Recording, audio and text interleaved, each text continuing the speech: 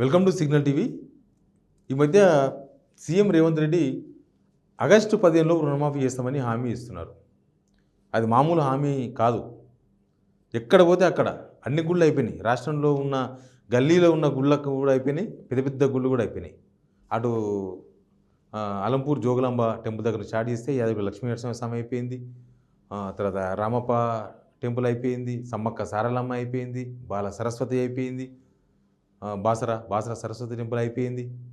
అన్నీ అయిపోయినాయి. ఎక్కడ పోతే అక్కడ నేను పలానా టెంపుల్ మీద ఒట్టేస్తున్నా, టెంపుల్ మీద ఆ దేవత మీద ఒట్టేస్తున్నా, నేను ఆగస్టు 15లో రుణమాఫీ చేస్తా అని చెప్తున్నారు. అసలు ఎందుకు రేవంత్ రెడ్డి అంత పర్టికులర్గా ఆగస్టు 15 రుణమాఫీ ఖచ్చితంగా చేస్తా అని ఎందుకు చెప్తున్నాడు? అంత పర్టికులర్ ఎలక్షన్స్ పర్పస్లో, ఎలక్షన్స్ ప్రచారంలో ఎందుకు ఆ అంశాన్ని ఎన్నుకున్నాడనే దాని వెనుక ఒక పెద్ద బ్యాక్గ్రౌండ్ ఉన్నట్టుగా మనకు కొందరు కాంగ్రెస్ నేతలే చెప్తున్నారు. ఆ బ్యాక్గ్రౌండ్ ఏందని మీకు చెప్పే ప్రయత్నం చేస్తా. నాకు చెప్పిన సమాచారాన్ని నేను ఆ బ్యాక్గ్రౌండ్ ఏంటంటే, వాళ్ళు ఎందుకు ఆయన రైతుల గురించి ఎందుకు అంత ఫోకస్ చేసిండ్రు? యాక్చువల్గా రైతులకు రైతు బంధువు ఇచ్చినాం, తర్వాత రైతు సంక్షేమ ప్రభుత్వం అని చెప్తున్నారు కదా, అంతలోనే ఏమైంది? ఎందుకు రైతుల పట్ల రేవంత్ రెడ్డి అట్లా ఒత్తి ఆ హామీని చెప్పాల్సి వస్తుంది? ఏంటంటే సునీల్ కనుగోలు సర్వే, దీని వెనుక ఉన్న మసాలా అంతా కూడా సునీల్ కనుగోలు సర్వే.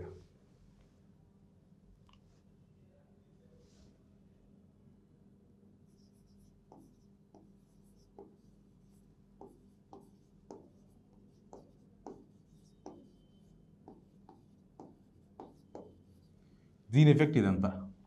సునీల్ కనుగోలు సర్వేలో ఏముంది? సునీల్ కనుగోలు సర్వేలో ఉన్నది కాంగ్రెస్ మీద తీవ్రమైన అసంతృప్తి ఎవరిలో, ఏ వర్గాల్లో ఉందంటే రైతులు, 2 యువత.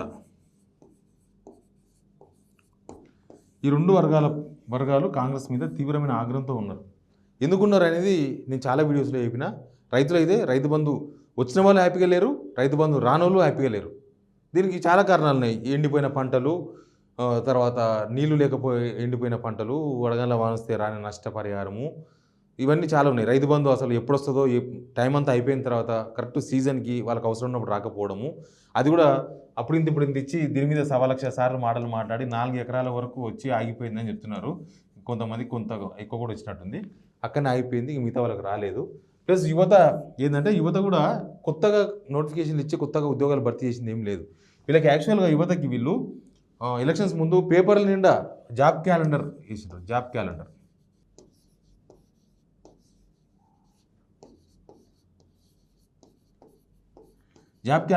క్యాలెండర్ ప్రకారం ఫిబ్రవరి 1 నుంచి నోటిఫికేషన్ స్టార్ట్ కావాలి. అది పాసిబుల్ కాదని తెలిసిన ఎలక్షన్స్ ముందు యువతను అట్లా అది చేసిండ్రు, మోల్డ్ చేసిండ్రు. ఇంకా మీకు డేట్స్ వస్తున్నాయి, ఎందుకంటే అంతకుముందు సఫర్ అయినరు, తెలంగాణ యువత సఫర్ అయింది కాబట్టి దాన్ని క్యాచ్ చేసుకునే ప్రయత్నం కాంగ్రెస్ చేసింది. అందులో భాగంగా జాబ్ క్యాలెండర్లు ఫిబ్రవరి 1 నుంచి జాబ్ క్యాలెండర్ వరుసగా వస్తాయని చెప్పిండ్రు. అది రాలేదు. అసలు ఇప్పటిదాకా నోటిఫికేషన్స్ ఏం రాలే, పాత ఉద్యోగాలే కొన్ని భర్తీ అయిపోయినాయి, కొత్తవి ఏం చేయలేదు.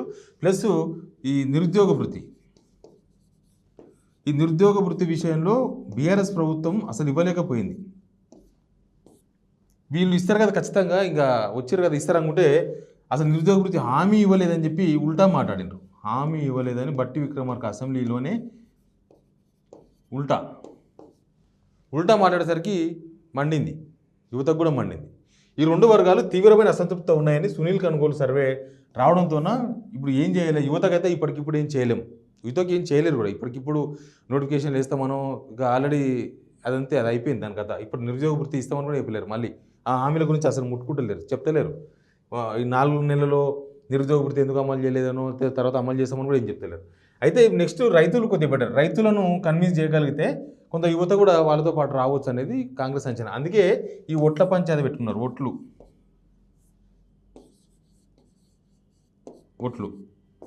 ఈ ఓట్లు ఆగస్టు 15లో రుణమాఫీ చేస్తాం అనేది ఓట్లు. రేవంత్ రెడ్డి తప్ప మిగతా వాళ్ళు ఎవ్వరు చెప్తలేరు ఈ విషయాన్ని. ఓన్లీ రేవంత్ రెడ్డి మాత్రమే చెప్తున్నారు. ఇంకా మిగతా మినిస్టర్స్ ఎవ్వరు చెప్తలేరు. ఈవెన్ ఫైనాన్స్ మినిస్టర్ బట్టి విక్రమార్క కూడా చెప్తలేడు. బట్టి విక్రమార్క ఫైనాన్స్ మినిస్టర్, ఆయననే డబ్బులు ఇవ్వాల్సింది.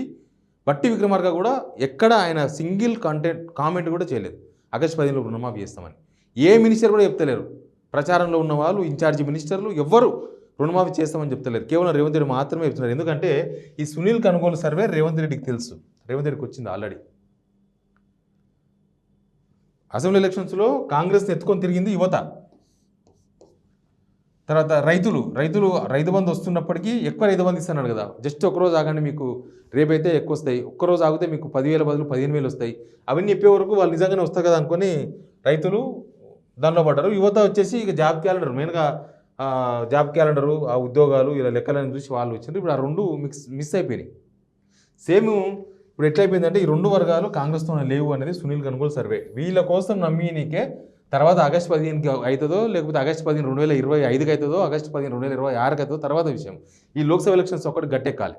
ఇది గట్టెక్కిన తర్వాత నెక్స్ట్ చిన్న చిన్న ఎలక్షన్స్ వస్తాయి, అప్పుడు చూసుకోవచ్చు. గ్రామ పంచాయతీ ఎలక్షన్స్ వస్తాయి, జెడ్పీటీసీ ఎలక్షన్స్, అవన్నీ పెద్దగా ఇవేమి పట్టించుకోరు. లోక్సభ ఎలక్షన్స్లో ఇది ఇంపార్టెంట్ ఎజెండాగా మారిపోయింది కాంగ్రెస్కు, రైతులు, యువత. కాబట్టి రేవంత్ రెడ్డి ఓట్ల మీద ఓట్లు, ఓట్ల మీద తిట్లు, తిట్ల మీద ఓట్లు, దేవుళ్ళ మీద ఓట్లు. నిన్నెవరు అంటున్నారు ప్రతిపక్ష పనులు, ఈ ఓట్లేందో మీ కుటుంబ సభ్యుల మీద వేసు కదా, మీ భార్య మీద వాళ్ళ మీద. సరే, అది పొలిటికల్ కామెంట్, మనకు సంబంధం లేదు. బట్ దేవుళ్ళ మీద రేవంత్ రెడ్డి ఓట్ల వెనుక ఉన్న సీక్రెట్ ఇదని కొందరు కాంగ్రెస్ నేతలు చెప్తున్నారు, రాజకీయ వర్గాల చర్చ ఉంది. Please subscribe signal TV.